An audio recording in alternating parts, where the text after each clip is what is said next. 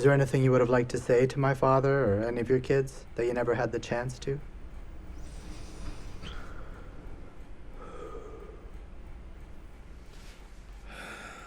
Best thing for a man is not to be alone at the end of his life.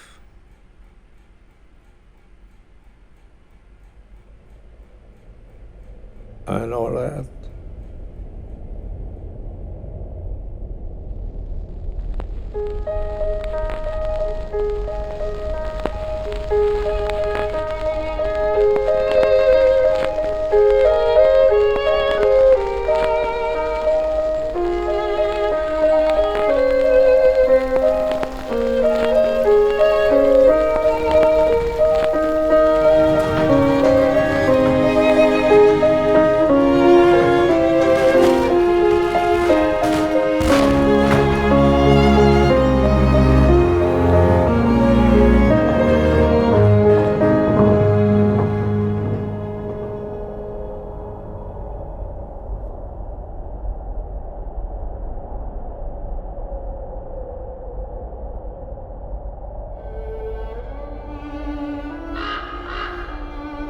This is the deep and murky swamp of times past.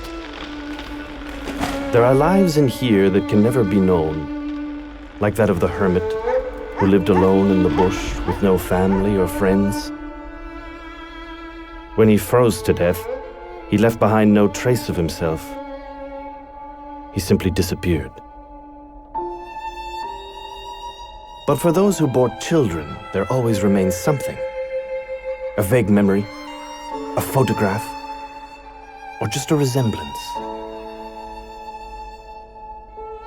But a part of their story can always be found in this swamp, if only we let the light in.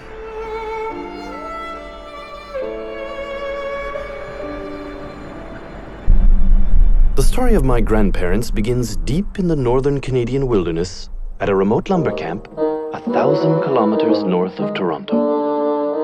My grandmother was the camp cook and daughter of the boss, the powerful lumber baron Guy Aveline. Guy came from Quebec with nothing and started one of the largest lumber businesses in the north. My grandfather, Donald St.Jules, came to camp in the spring of 1932 to work as a scaler. This was one of the few jobs at camp for which you needed an education. Yes, those were the carefree days when the lumberjacks spent their nights playing rowdy games like the spider and pull the broom. But it was always good, clean fun, because alcohol was not permitted at camp.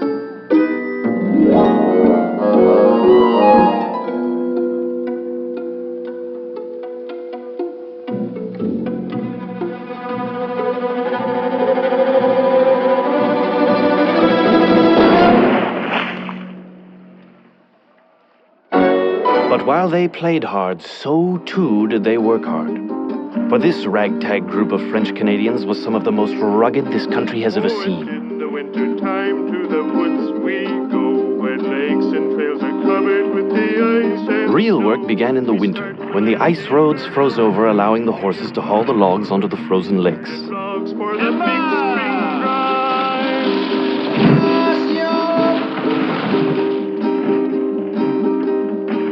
That's how they let daylight into the swamp.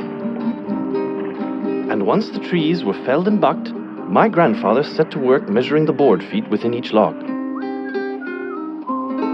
And while the men toiled in the bush, my grandmother toiled in the kitchen, preparing French-Canadian delicacies for the hungry loggers.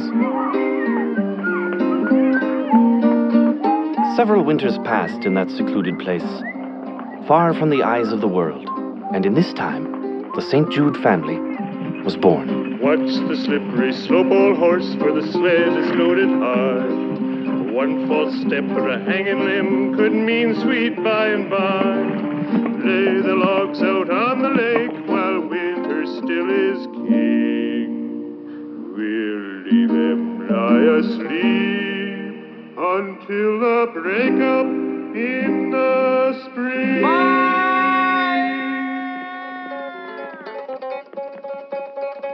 It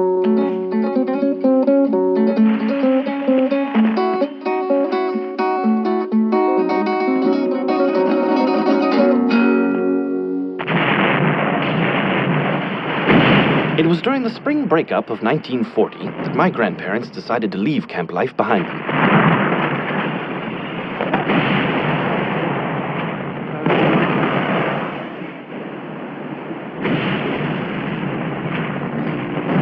When the wintry days are over, wind blows in soft weather, and the wild birds fly on northerly. You're just in time, my pretty little birds. Buds are out and the river's in a hurry going somewhere.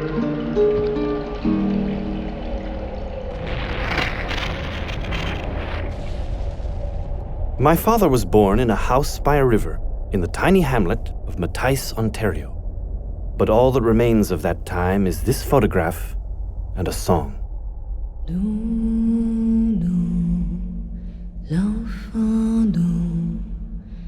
L'enfant dormira bien vite.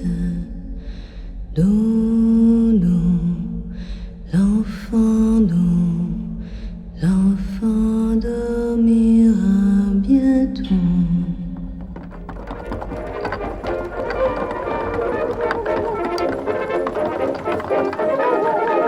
The family then moved to Hearst, where Donald found a job managing the Radio Hotel for a summer.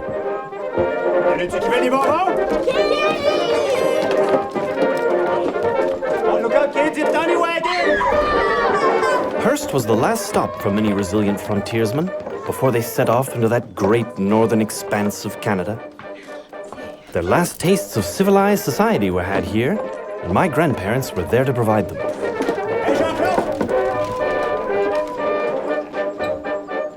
Though the sidewalks were made of wood, and there was no indoor plumbing, it was still a darn sight better than what they would get in the bush.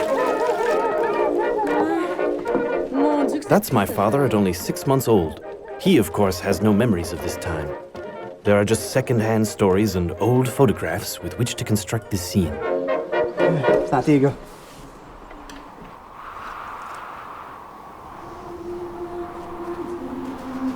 My grandfather's job at the Radio Hotel came to an end, and the family set off again into the cold north in search of work. In the winter of 1944, they arrived in the mill town of Kapuskasing. It was here that my father began to form what would come to be his childhood memories.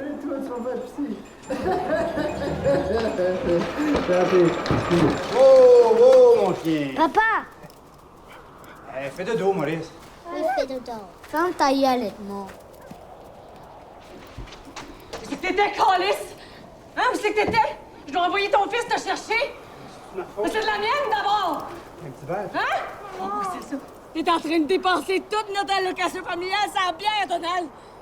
Mes enfants, moi! Qu'est-ce qu'ils vont manger? Ils sont corrects, là, ils mangent. Non, ils sont pas corrects! Si tu rentres pas dans le sac! Tabarnak! Mange la marque, Donald!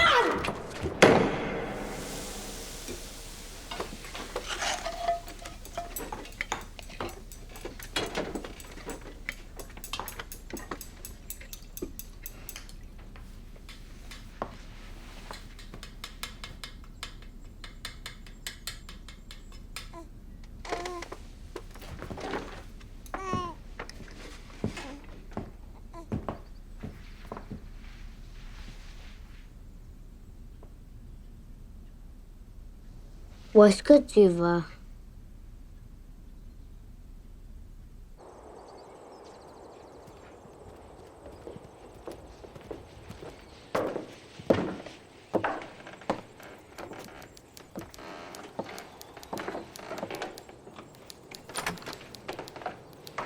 Reference file number 5S202264, Donald St. Jude, Kapuskasing.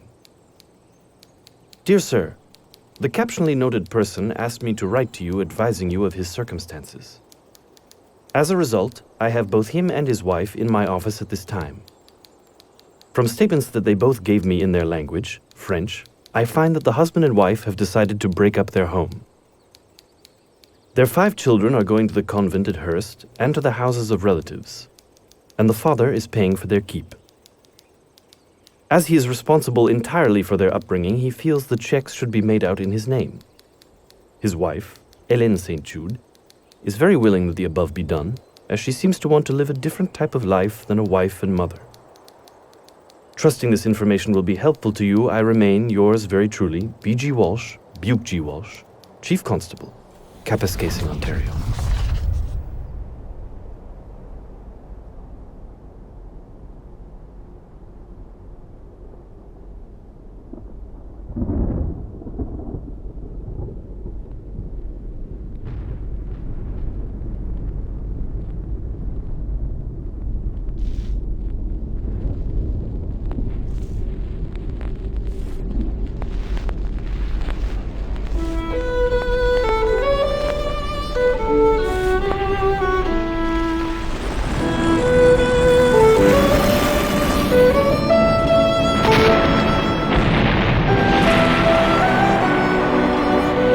That's when everything was dislodged, and the family spread across the north like logs down wild, wayward rivers.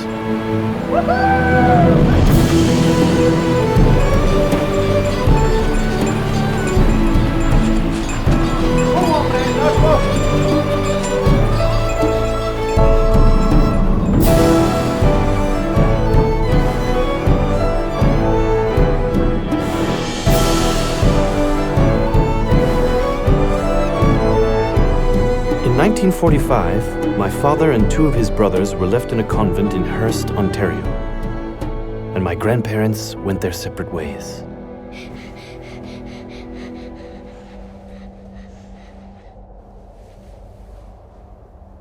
My father has no memory of where my grandfather went at that point, and there are no documents or photographs to fill in the blanks.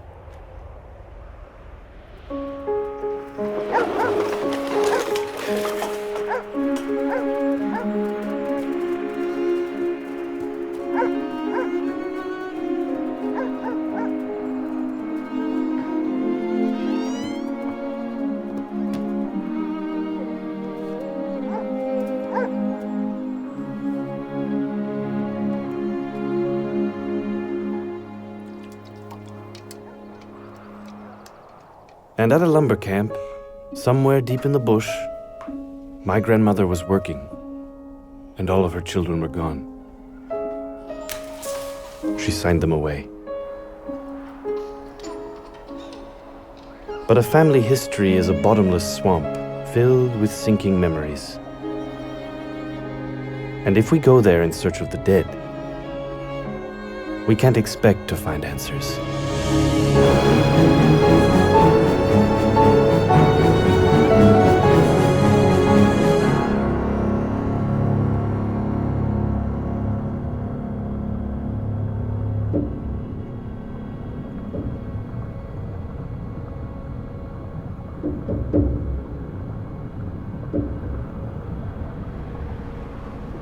There is a snowstorm today, and the boy is watching his parents through a white haze.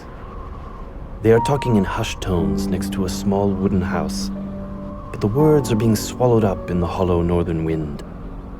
He is sure they are talking about him. He is sure something bad is happening. In fact, this is a memory of something bad that happened. And it seems the snow is filling the space between them, separating them, until it is many years later and the boy is looking at his own child, trying to explain. Okay, Dad, the tape recorder is running now. Oh, sure. So I guess we'll start off by just asking about your family and your parents after the family separated, and what you remember about them, I guess. There were troubled times in those days. That's all I can remember.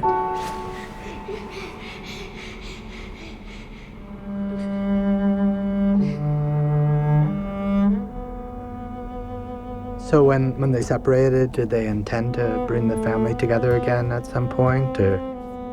Was it... No, they had an agreement that Dad was to take the children and Mom could go on her own. We had to leave the convent after a year and a half or so. The oldest brother had reached the age of 14 where he could not live there anymore. So the three of us went to live with Aunt Eva in Monty. Do you know what your dad was doing after the family separated? No, not really. Being a laborer, he could move from location to location. Yeah. So how would you describe your father's personality? Well, he was quite sociable. He could interact with people. He had a certain amount of confidence. Probably, maybe a little bit weak in character. And could not face up to all the realities of life. That's an assumption, because Yeah, it's always... I don't really know him that well as you would know anybody, any other father would know.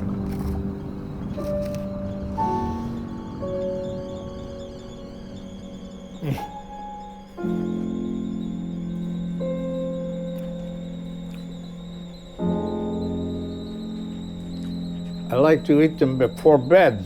Oh. So I was hoping you'd be willing to talk a bit about our family history in Northern Ontario. Yes, I could do that. So at the lumber camp is where you met my grandmother? Yes. We had a lot of fun in those days, you know. There weren't very many women in the camp, you know. But I mean, this girl, she wanted to go to the tavern more than she wanted to stay home with her kids, you know. And women like this, they can be very hard to control. Hmm?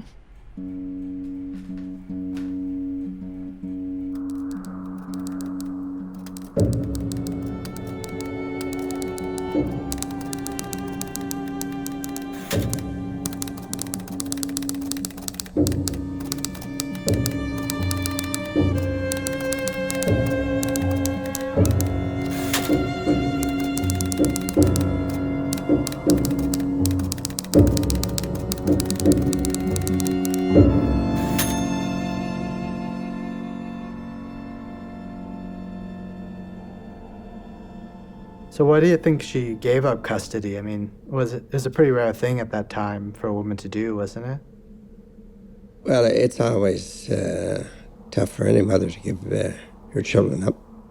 But I suspect that she was coerced into it, being with very little education, and maybe in a fit of drinking or whatever, she gave up and let him have the children. Did you ever talk to your mother about No. why she... No. No. So, what are you cooking? Tourtière for Christmas. Okay. So I was wondering if you could tell me about your memories of my father when he was little. When Maurice was a little boy, he wanted a bicycle, like all the other kids. But he had no money. So he goes to the dump, he gets all the parts, and he makes himself a bicycle. Wow. So is this when he was living with you? No, with his aunt. So how often did you see your kids after you gave up custody? Every few months. They told me you'd only see them like once a year or so.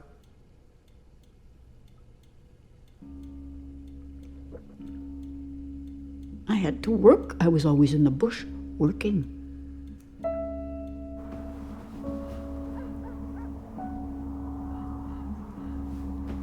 When you think back on your childhood, would you say that you felt like your parents were your family, or do you feel like your Aunt Eva and your brothers were your family?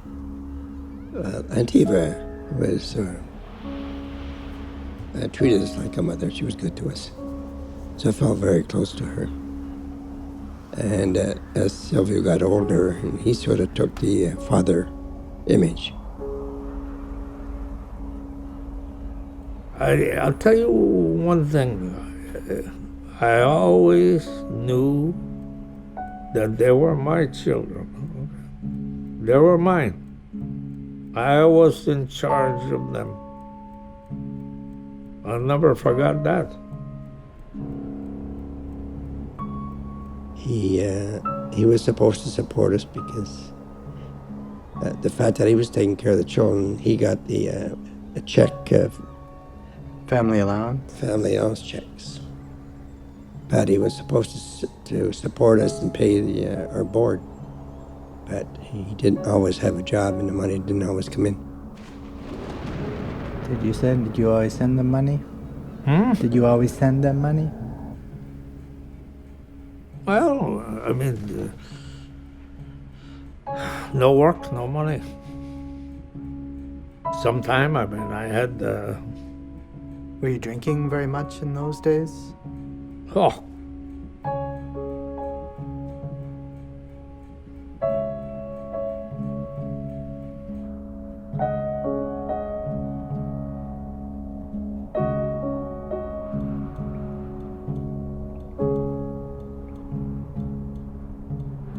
Do you remember the time you took them to the convent? Of course I remember. Yeah? Of course. Did you feel like you were saying goodbye to them at that time? It was the better for them. Better. I have a letter here that you might remember from when you separated. Would you mind reading it? Why? I just think it would be interesting to have on. For your RE file number 5S202264.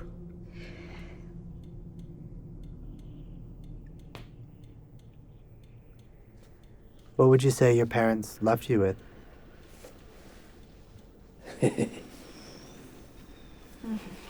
Well, they didn't leave me with anything, really.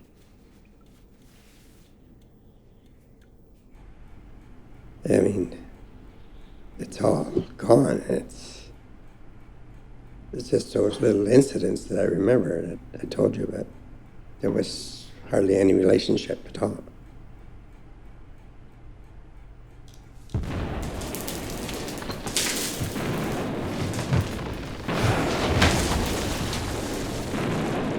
I think I must go now. Where are you going? I don't know.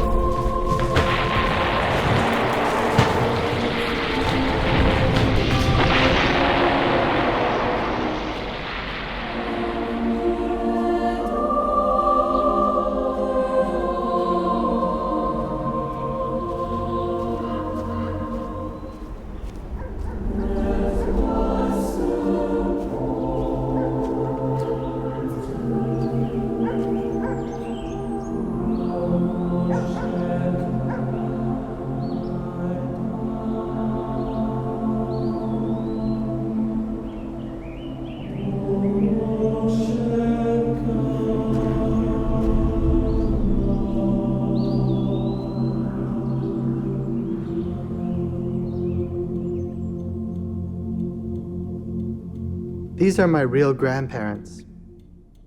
I know that they came over one day in 1975 and sat with my sister when she was a baby. I know this for certain because of this photograph. I also know that they were smiling and that someone in the house was drinking a bottle of Labatt 50 because I can see it in the photograph. I think I can see a sadness in my grandfather's eye. And I think that my grandmother looked proud, but these things I don't know. They were never interviewed, and there is no way to understand how they felt about giving up their children.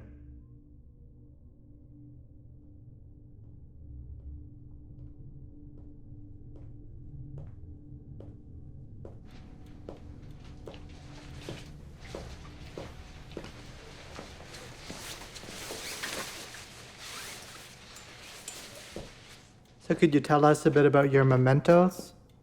This is my favorite thing. It's like baby girl Sutherland. You know, when she was born in the hospital, I didn't know what I was going to name her. So there she was. And somehow these things are here still. And then this is a craft that she made me when she was really young. It says, "I love you from the bottom of my heart." And she was like that. A really loving, happy. She was a good girl. That's her when she was in school, when she was only in the uniform. She was only, 5 years old there. I let me watching TV one night. I had some popcorn there. I don't know, something made me turn sideways. Here's she in the doorway, looking at me, just staring at me. I said, "Okay, I know what you want. Come on." She sat down beside me, had some popcorn. 10 minutes later, she was sound asleep. So I put her back in the bed. But that's some memories there I never could forget. Or you can't forget. You remember little things like that. Mm-hmm. And she would always stand at the window when I left in the morning to go to work. She always stand and did her little wave like that every morning, and it was neat. Those were the good memories. Yeah. When I gave him up, the social worker I had, she said to me, "Jean, when are you going to cry? Because I haven't seen any emotion from you at all." And I just was completely oblivious to that. I just knew that's what I had to do. So there was no emotions attached, no attachment to the child that was growing inside of me. It got to the point where I couldn't be around my family anymore. I was hurting them by being close to them because I was not in control of myself. And I decided to leave the family. Were you aware of that at the time? That you were hurting them? Absolutely. And is that part of why you wanted to leave, or? I didn't want anything to interfere with my drinking. I think from the beginning, I was always afraid that I would not be a good enough mom, a good enough provider. I had grown up with a lot of alcohol and drug use around me, so I didn't, even though I would have it during adult time, I really didn't want it around my house. So I never had parties at my house, but sometimes I didn't come home. The mother will always bring the children up better than a father will. It's natural. It's a maternal instinct. Nothing can change that. And did you try to get custody? I couldn't fight it. I could not fight it. I tried to get reasonable visitation rights, but it just didn't happen. I was allowed 1 half day a month, and that was it. And then one day I went to the house to pick up or to visit my daughters, and nobody lived there anymore. My ex-wife went over to her place with my daughter, the birth certificate, clothes, everything. He said you can have her lock, stock, and barrel. Yeah. My daughter was only, 2 years old then. Did you want to take your daughter in at that point? point? Yeah. Because I asked Sandy, I said, where's my daughter now? She said, look behind you. I just turned around, my daughter seen me. She just made a beeline for me. Me no go. She wanted to stay with me. But my sister-in-law found out about it, and she went to visit my daughter. She never brought my daughter back. She took her with a court order, which I didn't know about. I didn't see her for 21 years. After that, they disappeared.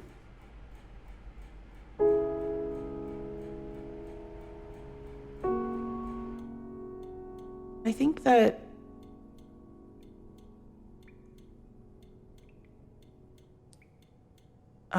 it was like the best decision I ever made, to call the Children's Aid and say, protect my daughter from me.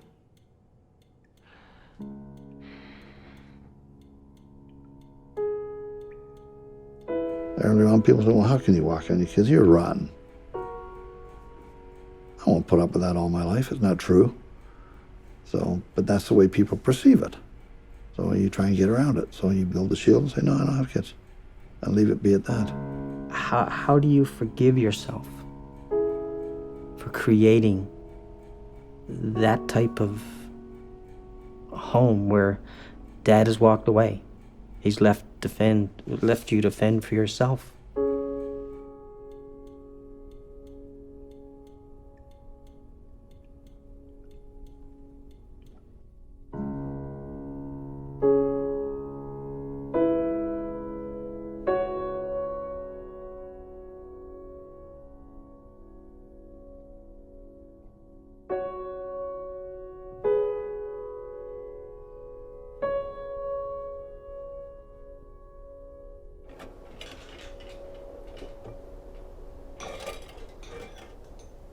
Why don't we talk about when you live with your mom later in life? After I graduated from university, I went to work. I was doing field work, so I was making good money. And I came back to Montreal and wanted to give Mother some money, and I offered her the money or a home. She said she wanted a home, so I bought a duplex, and she moved in with me and my brother. Did she become like your mother again? No, she just became a woman 60 years old or whatever, and behaved like a mother at 60 years old. Did she ever talk about why she left? She never told me anything. She just took care of me. She was happy doing that.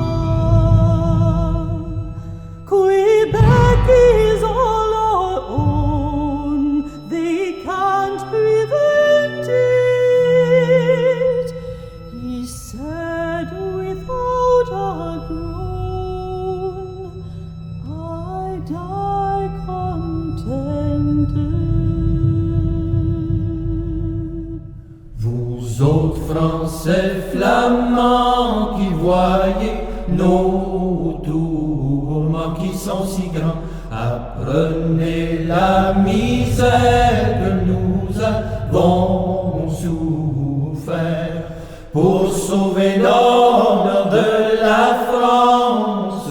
Vous Anglais pleins d'impudence, à moins de nous laisser aller, nous vous aurons prisonniers.